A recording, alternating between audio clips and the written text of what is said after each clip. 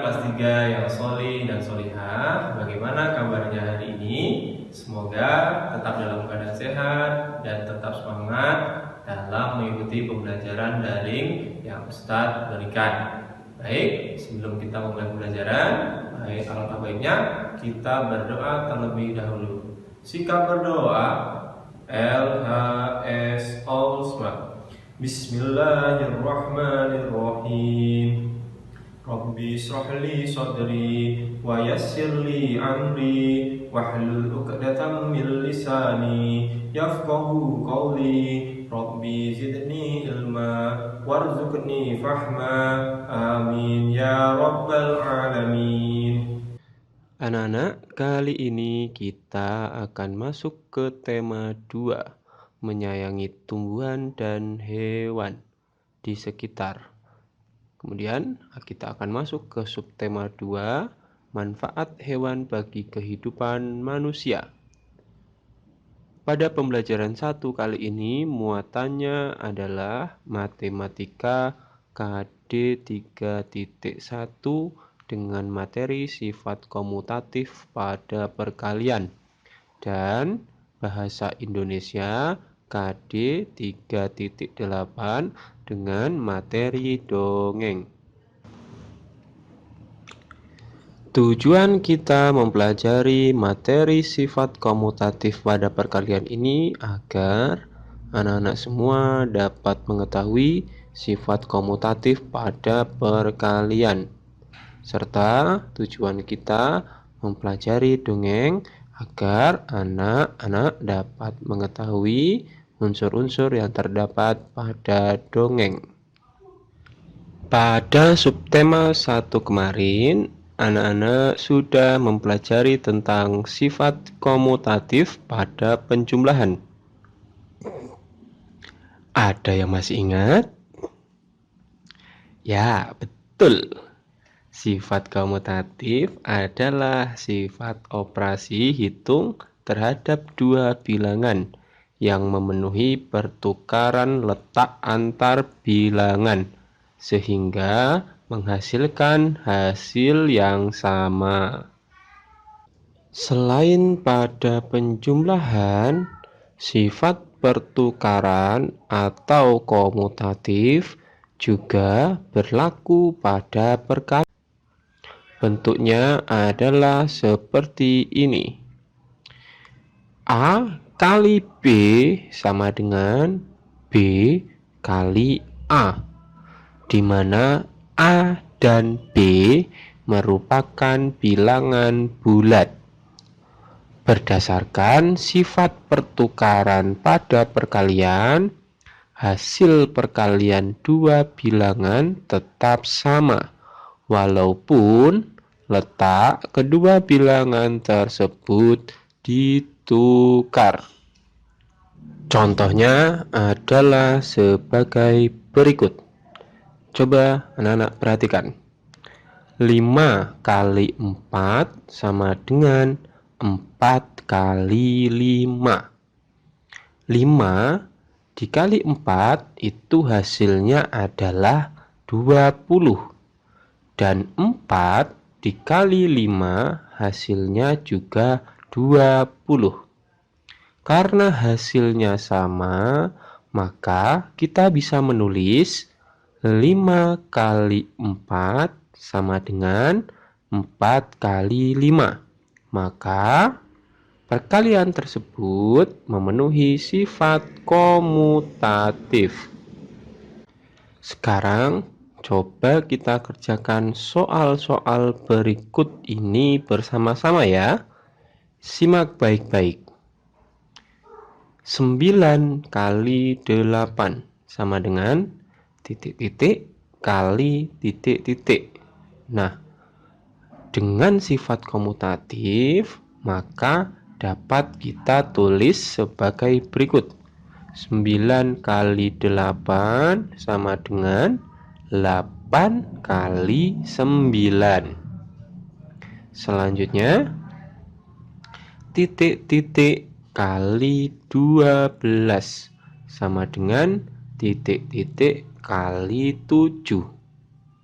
Bila ada soal seperti ini, jika sifat komutatif, maka berarti pengerjaannya ya titik-titik di depan kita isi dengan angka 7, maka akan menjadi 7 kali 12. Kemudian titik-titik yang di belakang kita tulis dengan angka 12, maka akan menjadi 12 kali 7. Jadi bentuknya 7 kali 12 sama dengan 12 kali 7. Selanjutnya, titik-titik kali titik-titik sama dengan 14 kali 12. Dengan sifat komutatif, soal tersebut dapat kita tulis dengan 12 kali 4 sama dengan 14 kali 2. Jadi kebalikannya ya. Nah,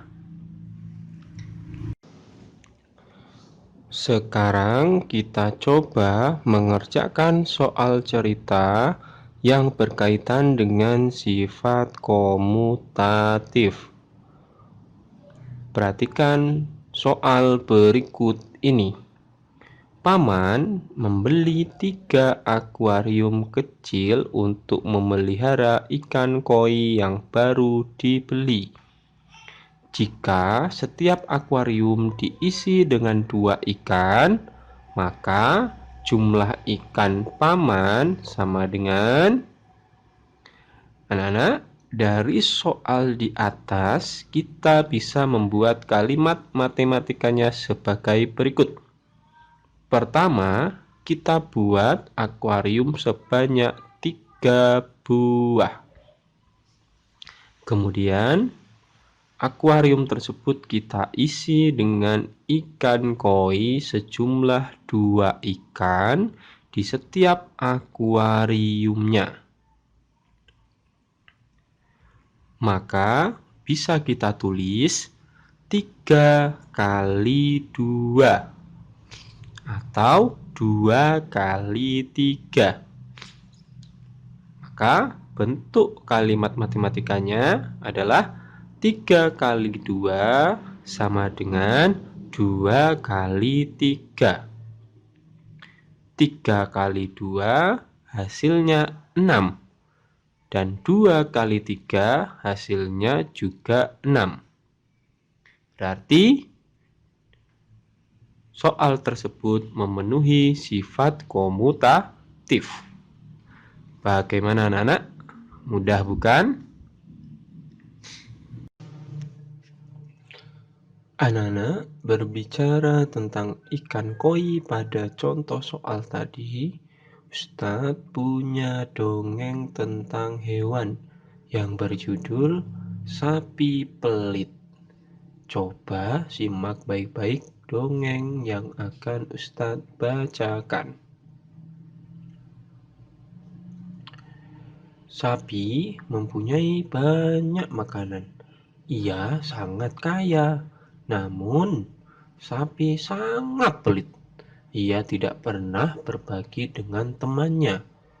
Ketika ada yang meminta makanan, sapi tidak pernah memberikannya. Sapi takut makanannya habis jika diberikan kepada yang lain. Suatu hari, kerbau datang ke rumah sapi. Kerbau sangat membutuhkan bantuan sapi. "Sapi, bolehkah aku meminta makanan?" kata kerbau. "Makananku tinggal sedikit. Kalau aku berikan kepadamu, nanti habis dong," kata sapi berbohong. Dengan kecewa, kerbau pun pergi. Begitu pula ketika kuda, kijang, dan kera meminta makanan, sapi tetap tidak mau berbagi. Suatu hari, kambing datang meminta makanan. Aneh, kali ini sapi mau memberikan makanannya. Kambing sangat senang. Ternyata sapi tidak pelit seperti yang dikatakan teman-temannya. Kambing pun dengan gembira pulang ke rumahnya, lalu memakan makanan yang diberikan sapi. Tiba-tiba perut kambing terasa mual. Ia pun memuntahkan makanan tersebut. Oalah, pantas saja perutnya mual karena makanan itu sudah basi. Tapi kambing tidak marah. Kejadian itu pun dilupakannya. Musim kemarau sebentar lagi akan berakhir. Sapi bergembira karena kebun apelnya siap dipanen, sehingga sapi akan mempunyai banyak makanan. Ternyata dugaan sapi meleset. Musim hujan datang lebih cepat. Keesokan harinya, sapi terkejut. Hujan besar telah merusak kebunnya. Tentu saja, panen apelnya gagal. Sekarang, sapi tidak memiliki apa-apa lagi. Sapi menjadi miskin. Kasihan deh sapi, makanya jangan suka pelit, kata kerbau. Iya, mungkin itu balasan bagi si sapi, kata yang lain. Teman-teman sapi tidak ada yang mau menolongnya, kecuali kambing. Kambing merasa kasihan melihat sapi tidak punya makanan lagi. Ia pun memberikan sedikit makanannya kepada sapi. Sapi malu menerima pemberian kambing. Maafkan aku ya, aku sudah memberimu makanan basi, kata sapi. Sudahlah, aku senang sekarang kamu bisa makan, kata kambing. Terima kasih teman, kata sapi sambil tersenyum lega. Bila memiliki makanan, sapi tidak segan berbagi dengan temannya. Nah, anak-anak, itu tadi dongeng yang berjudul Sapi Pelit yang Ustadz bacakan. Dari dongeng tersebut, Ustadz punya teka-teki silang seperti pada gambar berikut ini. Silakan nanti anak-anak lengkapi teka-teki silang tersebut. Kerjakan di buku tulismu, kemudian nanti di-upload di e-learning Sinau. Semoga Allah mudahkan anak-anak semua untuk memahami materi yang Ustadz sampaikan dalam video pembelajaran kali ini. Nah, Ustadz yakin anak-anak semua sudah pandai, sudah pintar semua dalam memahami materi yang Ustadz berikan. Ya, baik. Sebelum kita tutup pembelajaran pada hari ini, kita berdoa bersama-sama terlebih dahulu. Sikap berdoa LHS All Smart.